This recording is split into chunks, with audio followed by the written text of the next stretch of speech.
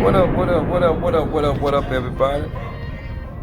Shit, welcome back to East Baton Rouge Parish Prison Service, you heard? Yeah. Hey, man, look. Good or bad, I'm gonna tell it to you, you heard me? Good or bad, I swear to God. Based on a true story. So let me tell you the thing about false prophets and shit. Man, them bitches come in East Baton Rouge Parish Prison, you heard me?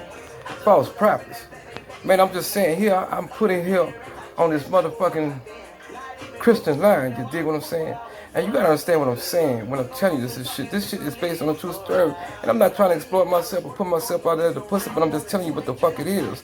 If you understand what I'm saying, I'm the type of nigga that call home and apologize to my old lady for cheating on me. You dig what I'm saying? But I gotta tell you how I try to make this shit better after being on this Christian line a motherfucking couple of days.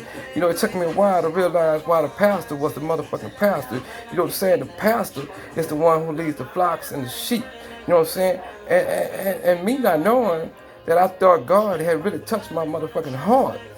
You know what I'm saying? I try to make amends with myself that all the shit that I was doing from locked up, being incarcerated while my bitch was out there doing shit wrong. But you gotta understand, after being through East Baton Rouge Parish Prison, all these motherfucking terrified lines that I've been on, ass whoopings and shit I've been jacked out of, I'm not trying to label myself like this. But I gotta tell you this shit so you can understand what the fuck I'm saying. Now here it is. This shit was different going on this motherfucking Jerusalem line. This shit was real different. On this Christian line, I apologize. This shit was different. I'm going on this Christian line, they got white folks, they got black folks, they even got a couple of Asian motherfuckers on there with the big heads and shit like that. Yeah, they got them down there too, I swear to God. Based on a true fucking story. And when the gates opened up, the guard said, "Go on in." And as I was looking, it was in the Q building. And as I was looking in that motherfucking till and the dawn, this bitch was perfectly clear. It was quiet. And my mind, this is in the motherfucking daytime.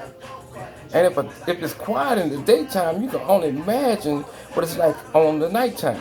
It was quiet, respectful. You know what I'm saying? You can pick up and use the motherfucking phones as you want. Now here the shit go when nightfall called.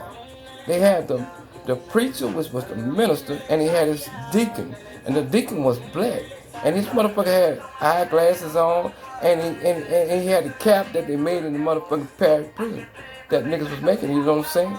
And you know they was artists in that motherfucking everything on this fucking Christian line. Now see, on this Christian line, again I say, they prayed 5 or 6 times a day. They made me feel good. I felt safe in East Baton Rouge Parish Prison.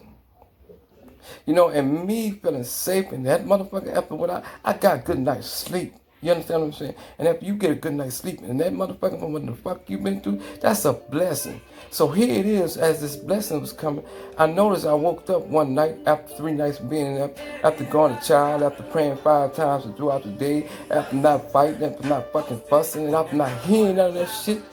I noticed after the 4th day, I was saved. 3rd child came, minister came back, remember the deacon?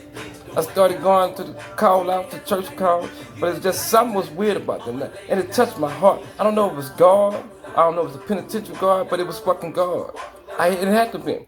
And what I'm telling you is, what I saw after 9:30, because they go to bed, they be in their motherfucking racks by 9:45. But after 9:30, it was just something strange, you know what I'm saying? It was quiet on that motherfucking day, that night. It was real fucking quiet. But see, when I'm telling you, I heard the gates rack.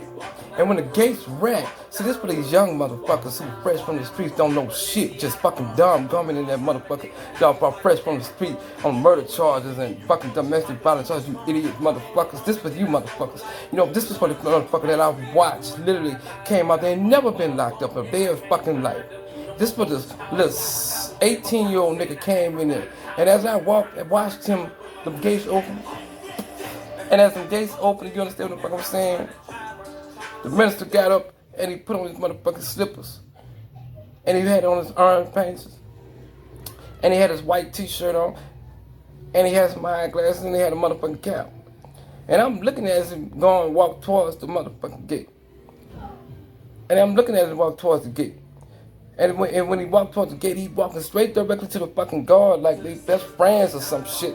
Like they got some shit going on that any motherfucking body don't know, but you gotta watch it. This is East Baton Rouge Parish. And again, I'm not used to this shit, but when the fuck I'm from. But what I did start on, it was to pay attention.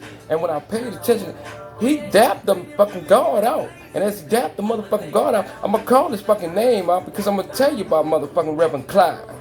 You know what I'm saying? Bald head motherfucker with eyeglasses. They ain't got but one Clyde. I got to put you on blast because the shit you was doing, you was wrong. And I don't know how God called you to be a fucking minister, but I don't take that over with God. But here it is. As he greet that child, he had that young man to come sit on his bed. And as he was talking to him, he had a fucking folder like they had rules and regulations to the shit that goes on in the motherfucking Parish prison, East Baton Rouge Parish prison. But here it is at East Baton Rouge Parish prison. This young man sitting on his main fucking bed, and I'm just sitting there laying on my bed. I'm woke, wide awake, but I'm just laying there. And you know, we supposed to be in our wrecks. And here it is, he getting the young man peppermints.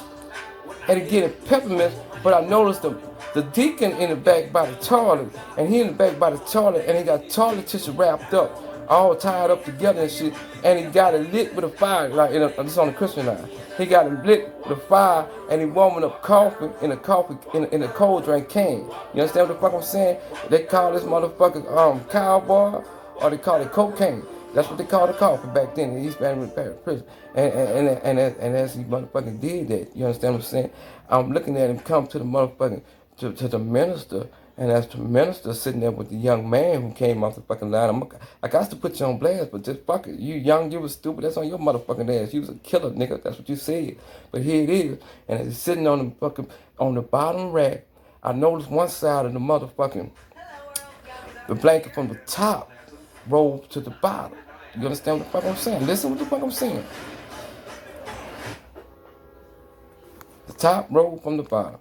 And when the top rolled from the bottom, the young man, I don't know if he was paying attention or he was just eating that peppermint that was so fucking sweet and entangling to him. He was eating that motherfucker, and you know what I'm saying? He's sitting there with a fucking coffee cup motherfucker with a spoon stirring this shit like he been in this motherfucker. He feeling comfortable, I guess, but fuck, goddamn, thank God. I ain't have to go through none of this shit. I watched this nigga went through this shit.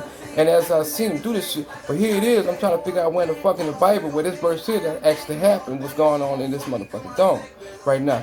I noticed they had another white boy. Check this out. They had a white boy. He was tall and slim.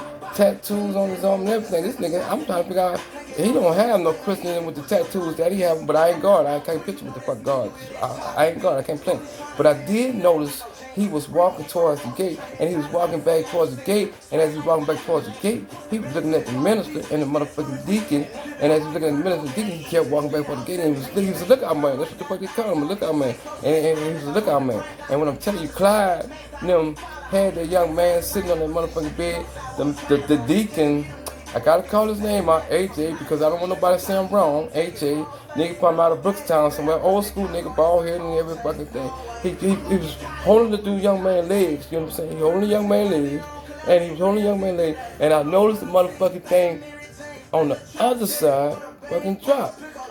Now you could hear the and you can hear the white. See, I see the white boy, but this bitch chick got tears in my eyes because I'm not used to this shit from where the fuck I'm from. I don't give a fuck what the motherfuckers say about. They got some raw shit going on in that motherfucking country. But see, down there in East Baton Rouge Parish prison, it's a different story. But you believe the fuck you want. All you gotta do is bring your stupid ass and get caught up. You know what I'm saying? And I ain't talking about my fucking time. I'm talking about any other motherfucking time.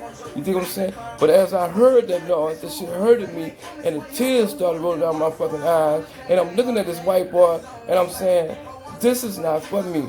I don't know what God you motherfuckers worship. I don't know what God you motherfuckers pray. Y'all stay tuned for more East Baton Rouge Parish prison story. I got to tell you what's going to happen next.